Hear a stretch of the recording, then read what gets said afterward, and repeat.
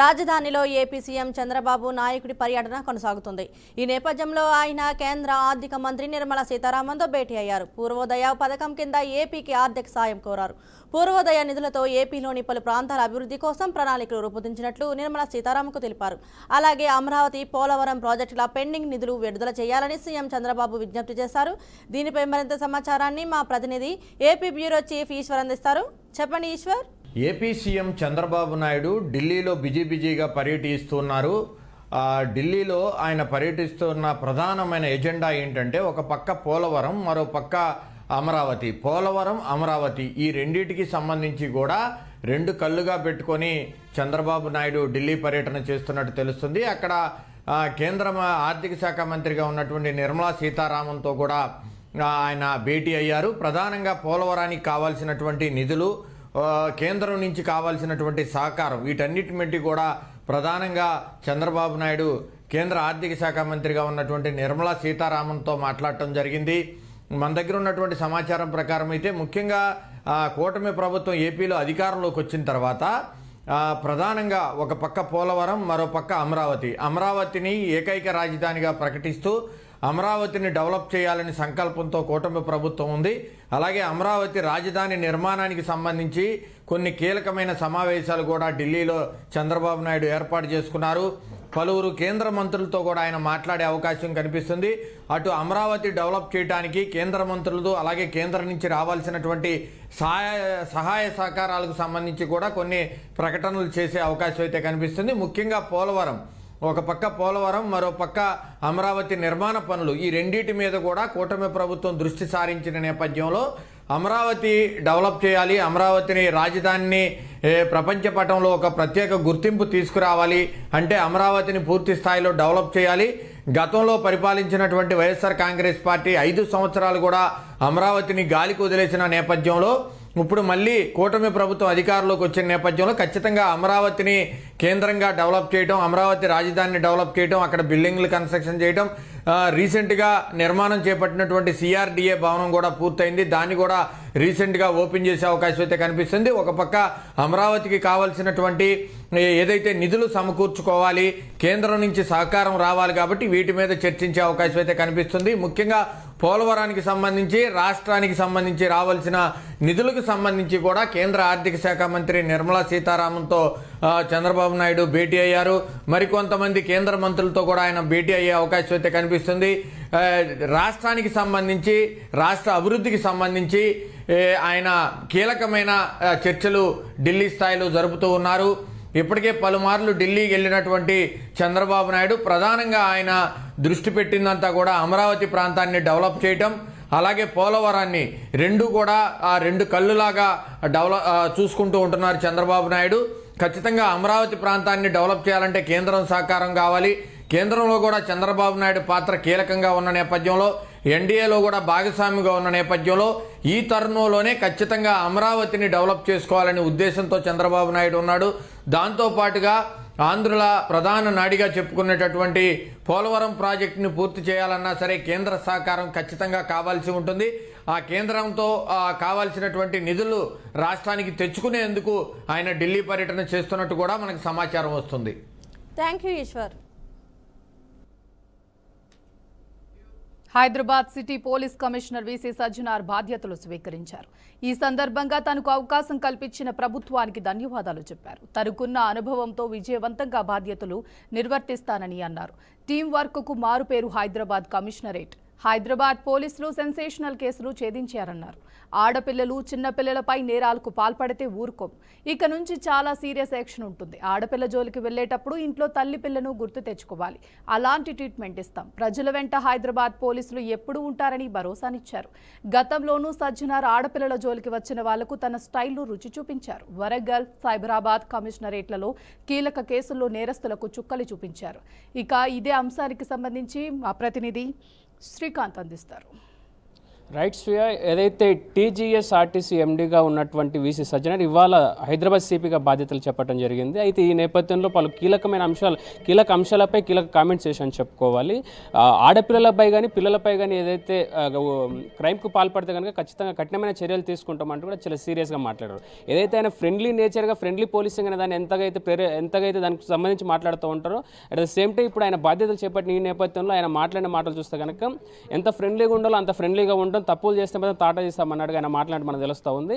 అయితే ఒకసారి ఆయన కెరీర్ని ఒకసారి చూసుకుంటే కనుక 1996, 1998లో ఆయన ఐపీఎస్ అధికారిగా అసిస్టెంట్ ఎస్పీగా వరంగల్ జిల్లాకు సేవలు అందించారు. ఆ సమయంలో కూడా ముగ్గురు నిందితుల్ని కీలకంగా ఉన్నటువంటి ముగ్గురు నిందితులు ఎన్కౌంటర్ చేసి దాని తర్వాత ఎన్కౌంటర్ స్పెషలిస్ట్ కూడా పేరు తెచ్చుకున్న సందర్భం మనం చూసాం. దాని తర్వాత 2010 అలాగే 2008 ఈ మధ్యలో ఇంటెలిజెన్స్ విభాగంలో పనిచేసి కూడా ఎన్నో సేవలు అందించారు అక్కడ. దాని తర్వాత చూసుకుంటే ఏదైతే 2009 ఇదొక స్పెషల్ కేసు అని చెప్పుకోవాలి వారి లైఫ్లో.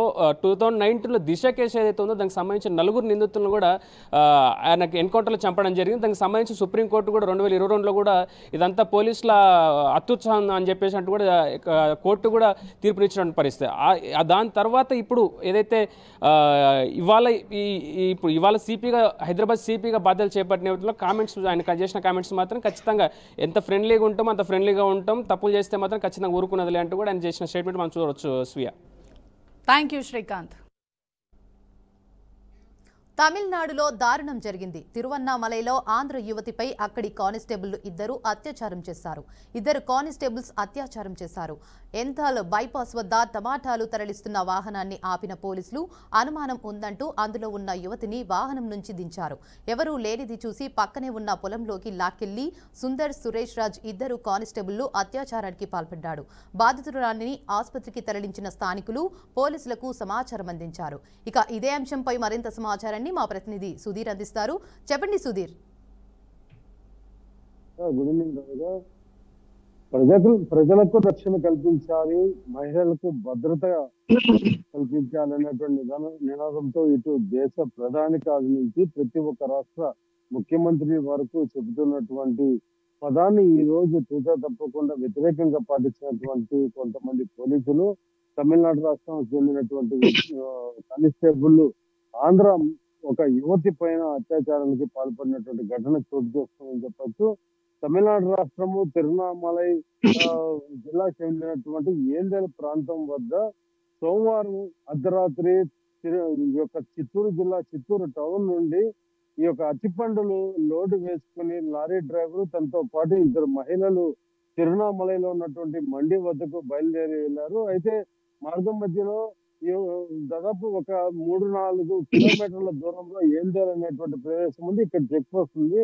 ఈ చెక్ పోస్ట్ వద్ద తమిళనాడు, ఆంధ్ర నుంచి వచ్చేటువంటి వాహనాలను చెక్ చేయడం ఇవన్నీ జరుగుతుంది. అయితే ఆ యొక్క చెక్ పోస్ట్ దాటిన తర్వాత తిరువన్నామలై ఈస్ట్ పోలీస్ స్టేషన్ సంబంధించినటువంటి సుందరు అలాగే సురేష్ రాజ్ అనేటువంటి ఇద్దరు కానిస్టేబుల్ మార్గం మధ్యలో ఈ యొక్క లారీని నిలిపి అందులో ఏముందని మొత్తం కూడా విచారించిన తర్వాత కూడా సరే ఆ ఇద్దరు మహిళలను కింద విడిచిపెట్టి తిరువన్నామలై నువ్వు ఎక్కడైతే లోడ్ దింపుతావో ఆ ప్రదేశానికి వెళ్ళి ఈ యొక్క అరటిపండ్ల లోడ్ దింపి తిరిగిరా వీళ్ళు తీసుకెళ్ళినటువంటి నేపథ్యంలో అతను పోలీసులే కదా అని ఒక నమ్మకంతో అక్కడ విడిచి మండికి వెళ్ళి ఈ యొక్క అరటిపండ్ల లోడ్ తిరిగి వచ్చే లోపల ఎవరైతే కిందకి దిగినటువంటి ఇద్దరు మహిళలు ఉన్నారో అందులో 18 ఏళ్ల యువతి లక్ష్మిని ఈ యొక్క ఏందేలు బైపాస్ పక్కన ఉన్నటువంటి చెట్ల పొదల్లోకి తీసుకెళ్లి అతి దారుణంగా కొట్టి అత్యాచారాలకు పాల్పడ్డారు. అయితే అక్కడే బైపాస్ రోడ్ లో విడిచిపెట్టి ఇద్దరు కానిస్టేబుల్ కూడా అక్కడి నుంచి పరారైనటువంటి పరిస్థితి ఉంది.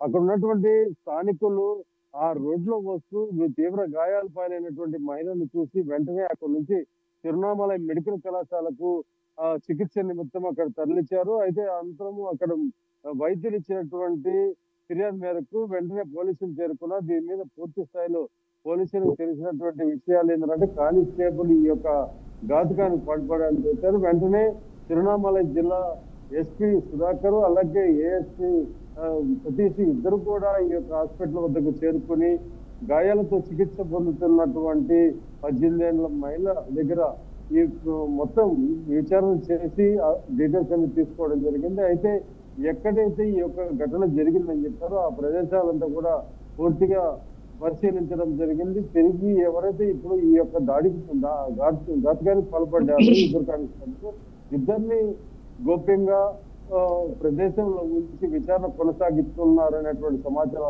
అందుతుంది. మొత్తం మీద తిరువణామలై జిల్లాలో తీసుకున్నట్టయితే తమిళ ప్రజలంతా కూడా పూర్తి ఆగ్రహంతో ఉన్నటువంటి పరిస్థితి ఉంది. పక్క రాష్ట్రం ఏదైతే చిత్తూరు జిల్లా ఇటు తిరువణామలై రెండు కలిసి సరిహద్దు ప్రాంతం. పక్క రాష్ట్రం నుంచి వచ్చినటువంటి మహిళ పట్ల ఇటువంటి అతి ఘోరంగా ప్రవర్తించినటువంటి కానిస్టేబుల్కు తగిన బుద్ధి చెప్పాలనే నేపథ్యంలో పూర్తిగా ఆగ్రహం వ్యక్తం చేస్తూ అక్కడ ఉన్నటువంటి తిరువణామలై ప్రజలంతా కూడా రోడ్ల మీదకి రావడం జరిగింది. ఇప్పటికే ఈ యొక్క ఆసుపత్రి వద్దగా దాదాపు 5 మంది డిఎస్పీలు 10 మంది కానిస్టేబుల్ అంతా కూడా చేరుకుని ఆమెకి ఒక రక్షణ వలయంగా ఏర్పాటు చేస్తూ ట్రీట్మెంట్ ఇస్తున్నారు. అయితే వాళ్ళ కుటుంబ సభ్యులకు కూడా చిత్తూరులో ఉన్నటువంటి వారికి కూడా తెలియజేయడంతో వాళ్ళు కూడా అక్కడికి బయలుదేరారు. కూటి కోసం చేస్తున్నటువంటి ఈ యొక్క మగవాళ్ళు కష్టపడేటువంటి పనిని ఆడవాళ్ళు కష్టపడుతున్నారంటే వాళ్ళ ఇళ్లలో ఆర్థిక పరిస్థితి ఎలా ఉంది? ఆ టైంలో లారీలో వచ్చి లోడ్లు దింపితే వాళ్ళకి వచ్చేది 500 నుంచి 400 వరకు వస్తుంది. అటువంటి మహిళల పైన ఇటువంటి ఘాతుకానికి పాల్పడ్డారని పూర్తిగా ఇటు చిత్తూరు ప్రజలు కావచ్చు, అటు తమిళనాడు ప్రజలంతా కూడా ఇద్దరు కానిస్టేబుల్ పైన ఆగ్రహంగా ఉన్నారు. ఇద్దరు కూడా గోప్య ప్రదేశంలో ఎస్పీ గారు దీనిపైన పూర్తి విచారణ కొనసాగిస్తున్నారు. Right, thank you for the update Sudheer. స్థానిక సంస్థల ఎన్నికలపై బీజేపీ ఎంపీ ఈటెల రాజేందర్ కీలక వ్యాఖ్యలు చేశారు. స్థానిక సంస్థల ఎన్నికలు ఇప్పుడే ఉండకపోవచ్చంటూ వ్యాఖ్యానించారు. సర్పంచ్ అభ్యర్థులు తొందరపడి డబ్బులు ఖర్చు పెట్టొద్దంటూ సూచించారు. తొందరపడి దసరాకు దావతులు ఇవ్వకండి, లీగల్గా చెల్లుబాటు కాని ఎన్నికలతో జాగ్రత్తగా ఉండాలి అంటూ హెచ్చరించారు. బీసీలకు 42% కోటా పేరుతో రేవంత్ సర్కార్ డ్రామా ఆడుతుందని, రాజ్యాంగబద్ధంగా లేదని కోర్టు కొట్టేస్తే పరిస్థితి ఏంటన్నారు. మహారాష్ట్రలో స్థానిక ఎన్నికలు జరిగాక కోర్టు రద్దు చేసిందని గుర్తు చేశారు. ఎన్నికల్లో ఖర్చు పెట్టిన అభ్యర్థులు తీవ్రంగా నష్టపోయారు అంటూ ఈటెల గుర్తు చేశారు. ఎన్నికల నోటిఫికేషన్ విడుదలయ్యాక ఈటెల చేసిన వ్యాఖ్యలు సంచలనం రేపుతున్నాయి. ఇక దీనిపై మరింత సమాచారాన్ని మా ప్రతినిధి రాజేంద్ర అందజేస్తారు. చెప్పండి రాజేంద్ర. తెలంగాణలో స్థానిక సంస్థలు నిర్వహించేందుకు ఇప్పటికే ప్రభుత్వం అన్ని రకాల చర్యలు తీసుకుంటుంది. అందుకు సంబంధించిన జీవో నెంబర్ 9 కూడా విడుదల చేసింది. ఎన్నికల కమిషన్ కూడా షెడ్యూల్ విడుదల చేసింది. దీంతో జిల్లాలకు సంబంధించి అధికార యంత్రాంగం స్థానిక సంస్థల ఎన్నికలకు సంబంధించిన ప్రక్రియ మొత్తం కూడా ఆల్మోస్ట్ ఆల్ పూర్తి చేశారు. ఒకవైపు ఎన్నికలకు సంబంధించిన వ్యవహారం కొనసాగుతుండగా ప్రస్తుతం భారతీయ జనతా పార్టీ రాష్ట్ర నాయకుడు ఎంపీ ఈటెల రాజేందర్ చేసిన వ్యాఖ్యలు రాజకీయ పరంగా కూడా కొంత గందరగోళం సృష్టిస్తుందని చెప్పవచ్చు. ఎందుకంటే స్థానిక సంస్థలు ఎన్నికలు ఉండకపోవచ్చు, జరగకపోవచ్చు ఆయన చేసిన కామెంట్స్ ఇప్పుడు హాట్ టాపిక్ గా మారాయి.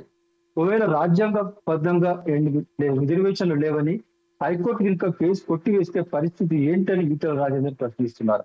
తొందరపడి సర్పంచ్ అభ్యర్థులుగా ఆశిస్తున్న వారు దావతులు ఇవ్వద్దని, అనవసరపు ఖర్చులు పెట్టొద్దని, నష్టపోయే అవకాశం ఉందని కూడా ఈటెల రాజేందర్ ఆ అభ్యర్థులకు సూచిస్తున్న పరిస్థితి కనపడతా ఉంది.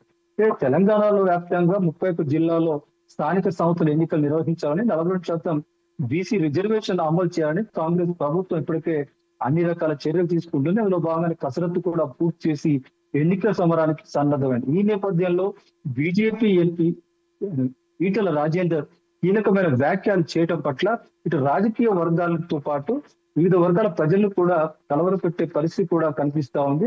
ఏదేమైనా హైకోర్టు ఇప్పటికే ఈ 42% బీసీ రిజర్వేషన్ సంబంధించిన వ్యవహారం పెండింగ్ లో ఉంది. అక్టోబర్ 8వ తేదీకి కేసు విచారణ జరగనుంది. దాని తర్వాత హైకోర్టు నిర్ణయం మేరకు ఎలాంటి మార్పులు తిరుగుతాయో, పరిణామాలు చోటు చేసుకుంటాయో ఒక ఉత్కంఠ కొనసాగుతున్న నేపథ్యంలోనే తాజాగా బీజేపీ ఎంపీ ఈటెల రాజేందర్ చేసిన వ్యాఖ్యలు మాత్రం దుమారం లేపాయని చెప్పవచ్చు. రాజేంద్ర, సినిమా పైరసీ వ్యవహారంపై హైదరాబాద్ పోలీసులు ప్రత్యేక దృష్టి సారించారు. గత కొంతకాలంగా కొత్త సినిమాలు విడుదలైన రోజే పైరసీ కావడంతో కామన్ అయిపోయింది. 2 రోజుల క్రితం పైరసీలు తయారు చేస్తున్న ఓ ముఠాను నగర్ పోలీసులు అరెస్ట్ చేశారు. దీనితో పాటు ఓటీటీలో రిలీజ్ అయిన కొత్త సినిమాలను నిమిషాల వ్యవధిలో పైసా ఖర్చు లేకుండా హెచ్డీ క్వాలిటీతో అభిమానులకు ఐబొమ్మ అందిస్తోంది. ఐబొమ్మ నిర్వాహకులపై కూడా త్వరలో యాక్షన్ తీసుకున్నట్లు సివి ఆనంద్ తెలిపారు. పైరసీ కేసుకు సంబంధించిన వివరాలను టాలీవుడ్ సినీ పెద్దలకు పోలీసులు వివరించారు. ఈ సమావేశంలో హీరోలు చిరంజీవి, నాగార్జున, వెంకటేష్, నాని, రామ్, నాగచైతన్య, ప్రముఖ నిర్మాత దిల్ రాజు తో పాటు పలువురు దర్శకులు హాజరయ్యారు. ఈ సమావేశంలో ఒక పవర్ పాయింట్ ప్రెజెంటేషన్ ద్వారా పైరసీ ముఠాను పనితీరును పోలీసులు వివరించారు. ఇక ఇదే అంశానికి సంబంధించి పూర్తి సమాచారాన్ని మా ప్రతినిధి శ్రీనివాస్ అందిస్తారు. సినీ పరిశ్రమలోని పెద్ద ఎత్తున అంటే గత కొంతకాలంగా వస్తున్నటువంటి అనేక విషయాలలోని సినీ పరిశ్రమలోని వైరస్ సీడీలకు సంబంధించి రిలీజ్ సంబంధించి చూసినట్లయితే భక్తులకు కూడా సంబంధించినటువంటి విషయాలకు చూసినట్లయితే ప్రేక్షకులు ఎక్కడైతే ఉంటారో వారందరికీ వివిధ అభిమానులు దీనికి సంబంధించినటువంటి విషయాలలో కూడా వారందరూ అంటే క్రమేపీ ఒక సినిమా రిలీజ్ కాకముందు నుంచి కానీ అయినా నెక్స్ట్ డే నుంచే కొత్త ఎత్తున సీడీలు రిలీజ్ చేసుకొని అక్కడ ఉన్న సినిమాకి సంబంధించినటువంటి ఖర్చు పెట్టుకుని కోట్లాది రూపాయలతో రిలీజ్ చేసిన సినిమాలపై పైరసీ సీడీలను రిలీజ్ చేసుకున్నటువంటి అనేక మంది వాటిని గతంలో కూడా వారిపై కేసులు కూడా నమోదయ్యాయి. అట్లాంటి పరిస్థితులు కానీ అలాంటి పునరావృతం పరిస్థితులు కాకుండా చూడడానికైతే ఇప్పటికీ సిటీ పోలీస్ కమిషనర్ ఒక సంబంధించినటువంటి వ్యాప్తో పాటు దానికి సంబంధించినటువంటి కమిటీని కూడా పూర్తిగా సమన్వయంతో ఒక కమిటీ నిర్ణయం చేసింది. దీనికి సంబంధించి పూర్తిగా సినీ ఇండస్ట్రీకి సంబంధించినటువంటి పెద్దలు చిరంజీవితో పాటు అనేక మంది డైరెక్టర్స్ దానికి సంబంధించినటువంటి నిర్మాతలు వారి దిల్రాజుతో పాటు అనేక మంది ప్రముఖులు కూడా హాజరయ్యారు. దీంతో పాటు జరిగినటువంటి పోలీసు వారు చేసినటువంటి విషయాలన్నింటిలో కూడా క్షుణ్ణంగా ఒక వెబ్సైట్ ఉంటుంది. దీనికి సంబంధించినటువంటి పైరసీ సీడీలు ఎవరైతే దాన్ని రూపకల్పన చేస్తున్నారో వారికి కాకుండా చేయడం కొరకు ఒక డేటాని సేకరిస్తూ దానికి అన్నిటికీ అంటే అడ్డుకట్ట వేయడానికి అయితే ప్రయత్నాలు జరిగాయి. దీని అన్నిటికీ సిపి ఆనంద్ పెట్టినటువంటి మీటింగ్ లో కూడా వారు కూడా సినీ పరిశ్రమకు సంబంధించినటువంటి అనేక పెద్దలు కూడా ఒకసారిగాను అంటే చాలా మంది పోలీసులకు కృతజ్ఞతలు కూడా చెప్పారు. సిపి ఆనంద్ చేసినటువంటి ఈ కార్యక్రమానికి సంబంధించి కూడా పోలీసు వారికి అనేక విషయాలలో అవగాహన కల్పిస్తూ ఈ సినీ పరిశ్రమలో చేస్తున్నటువంటి అనేక ఫిలిమ్స్ అంటే పెద్ద ఎత్తున పబ్లిక్ లో ఉన్నటువంటి అభిమానులకు రావాల్సినటువంటి సిరీస్ ముందస్తుగా తీసుకెళ్తున్న వారు కానీ దానికి సంబంధించిన డేటా సేకరించిన వారు కానీ అలాంటి జరగకుండా ఒక అయితే నిర్ణయం చేశారు. దీనికి సంబంధించి city police commissioner CP Anand కూడా దీనికి ఒక అంటే రూపురేఖలు దిద్దడానికి ఒక పైరసీ సీడీలకు సంబంధించి అయితే ఒక కమిటీ నిర్ణయించారు. దానికి సంబంధించినటువంటి మరి అలాంటి పరిస్థితులు గతంలో ఉన్నటువంటి పరిస్థితులు కాకుండా చేయడానికి మాత్రం పోలీసు వారి శాఖ పూర్తిగా ఒక కమిట్మెంట్ తోటి దానికి సంబంధించినటువంటి ఒక టెక్నికల్ వింగ్లను ఏర్పాటు చేసి ఇలాంటి ఇబ్బందులు లేకుండా చూస్తామని కూడా సంబంధించినటువంటి సినీ పరిశ్రమకు కూడా ఒక హామీ ఇవ్వడం కూడా జరిగింది. ఇది తెలంగాణలో జరుగుతున్న అనేక సార్లు జరిగినటువంటి కానీ హైదరాబాద్ కేంద్రంగా జరుగుతున్నటువంటి సినిమా ఇండస్ట్రీ జరిగినటువంటి నష్టాలకు సంబంధించి చూసినట్లయితే మళ్ళీ అలాంటి పరిస్థితి పునరావృతం కాకుండా చూడడానికి మాత్రం తెలంగాణ ప్రభుత్వం కానీ తెలంగాణ పోలీసులు చేసినటువంటి అంటే సహాయ చర్యలు ఇలాంటి చాలా అంటే ఇండస్ట్రీని కాపాడుకోవడం కానీ ప్రభుత్వానికి రావాల్సిన ఆదాయాన్ని దండిపడకుండా ఉంటుందనేది కూడా సినీ ప్రముఖులు కూడా చెప్పారు. దిల్రాజు కూడా మొన్న చెప్పిన సమావేశంలో కూడా దిల్రాజు పదే మాట్లాడుతూ పోలీసు వాళ్ళు చేసిన ఈ సహాయ సహకారాలు పూర్తిగా ప్రభుత్వానికి ఆదాయాన్ని పెంపొందించడానికి ఒక సహాయ చర్యగా ఉంటుంది. దీంతో పాటు ఇండస్ట్రీలో ఉన్నటువంటి అనేక మంది కోట్లాది రూపాయలు పెట్టి తీసుకున్న సినిమాలు పైరసీ సీడీలు రాకుండా ఉండడానికి ఇది ఒక మంచి టెక్నికల్ వింగ్ పనిచేస్తుందనేది కూడా కృతజ్ఞత చెప్పినటువంటి పరిస్థితి. ఇది తెలంగాణ వ్యాప్తంగా కాకుండా తెలుగు రాష్ట్రాల్లో సంబంధించినటువంటి పైరసీ సీడీలకు సంబంధించినటువంటి ఆ టెక్నికల్ వింగ్ లోని తప్పుడు సమాచారంతో తప్పుడు వ్యక్తులు చేసేటటువంటి అనేక ఆరోపణలు కానీ అవినీతి కల్పడకుండా చేయడానికి ఒక కమిటీ రూపొందించుకొని దాని టెక్నికల్ వింగ్ అయితే ఇప్పటికీ పోలీసులు ఒక రూపకల్పన చేసినటువంటి పరిస్థితి. ఇది తెలంగాణ రాష్ట్రంలో కాకుండా తెలుగు రాష్ట్రాలకు సినీ ఇండస్ట్రీస్ని అభివృద్ధి చేయడము తెలుగు రాష్ట్రాలకు సంబంధించినటువంటి ప్రభుత్వ ఆదాయాన్ని మెరుగుపరచడం కొరకు చేసినటువంటి సేవలు అభినందించారు. దీనికి సంబంధించినటువంటి పోలీసుతో పాటు అక్కడ ఉన్నటువంటి కూడా కృతజ్ఞత చెప్పినటువంటి తాజా పరిస్థితి. Thank you Srinivas. దసరాకు సొంత ఊరికి వెళ్లే ప్రయాణికులతో రాష్ట్ర వ్యాప్తంగా బస్టాండ్లు కిటకిటలాడాయి. హైదరాబాద్లోని ఎంజీబీఎస్ నుంచి బయలుదేరే అన్ని బస్సులు పరిమితికి మించి ప్రయాణిస్తున్నాయి. ఖమ్మం, విజయవాడ వెళ్లే వైపు ప్రయాణికులు Dilsukh Nagar bus station, LB Nagar bus పాయింట్లలో బస్సుల కోసం గంటల తరబడి ఎదురుచూశారు. వరంగల్ వైపు వెళ్లే ప్రయాణికులు ఉప్పల్ క్రాస్ రోడ్లో భారీగా ఉండటంతో అందుకు తగిన సంఖ్యలో బస్సులు అందుబాటులో లేకపోవడంతో చాలా ఇబ్బందులు పడ్డారు. కరీంనగర్, నిజామాబాద్, ఆదిలాబాద్ వైపు వెళ్లే ప్రయాణికులతో జూబ్లీ బస్ స్టేషన్ కిక్కిరిసిపోయింది. మహబూబ్ నగర్, కర్నూలు వైపు వెళ్లే ప్రయాణికులు ఆరాంఘర్ చౌరస్తాలో అవస్థలు పడుతున్నారు. ఇక ఇదే అంశంపై మరింత సమాచారాన్ని మా చీఫ్ ఎడిటర్ అంజీ అందిస్తారు. చెప్పండి అంజీ.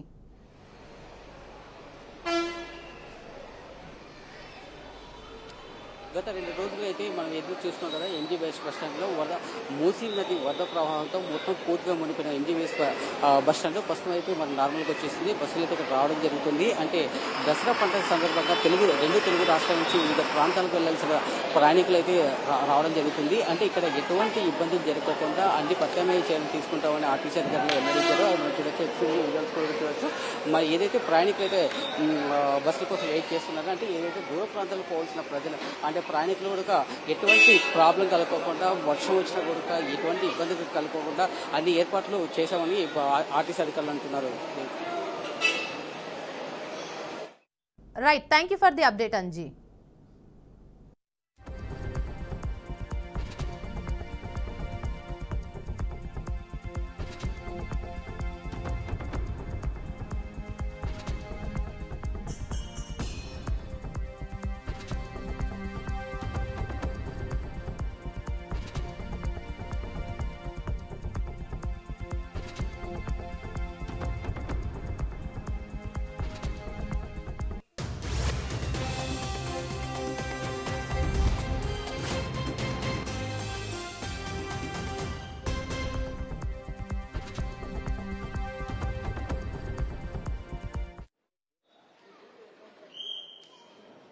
అంటే బేసికల్ ఇక్కడ చూడొచ్చు. ఎందుకంటే దూర ప్రాంతాలకు సంబంధించిన అన్ని ఆర్టీసీ బస్సులు అంటే కొన్ని అంటే ఏంటంటే గత 2 రోజులుగా కురుస్తున్న భారీ వర్షాలకు మూసీ నది వరద ప్రవాహంతో కూడా ఈ బస్ స్టాండ్ అయితే మునిగిపోవడం జరిగింది. దానికి ప్రత్యామ్నాయంగా అంటే రాయలసీమ ప్రాంతాలకు వెళ్లాల్సిన బస్సులు ఆరంగర చౌరస్తా నుంచి అదే విజయవాడ, వైజాగ్ అటు దూర ప్రాంతాలకు వెళ్ళే బస్సులు కూడా ఎల్బీ నగర్ నుంచి కూడా ఏర్పాటు చేశామని ఇటు తెలంగాణ సంబంధించిన కొన్ని ప్రాంతాలకు వెళ్లాల్సిన బస్సులు జేబీఎస్ నుంచి నడుపుతూ ఆర్టీసీ అధికారులు వెళ్తున్నారు. అంటే ఎటువంటి ప్రయాణికులు ఎటువంటి ఇబ్బంది కలగకుండా దసరా పండుగకు ఏదైతే వెళ్లే ప్రయాణికులకు ఏదైనా సరే ఏదైనా అత్యవసరంగా ఏదైనా బస్ సర్వీసులు నిలిపివేసిన ఏదైనా సమాచారం మొత్తం క్లియర్ గా ఆర్టీసీ అధికారులు వెళ్లించే అవకాశం కూడా ఉంది. ఇప్పటి వరకు అయితే మనం చూస్తున్నాం. ప్రస్తుతానికి అయితే బస్సులు అయితే కొన్ని వేల సంఖ్యలో కూడా బస్సులు అయితే ఏర్పాటు చేశామని అంటున్నారు.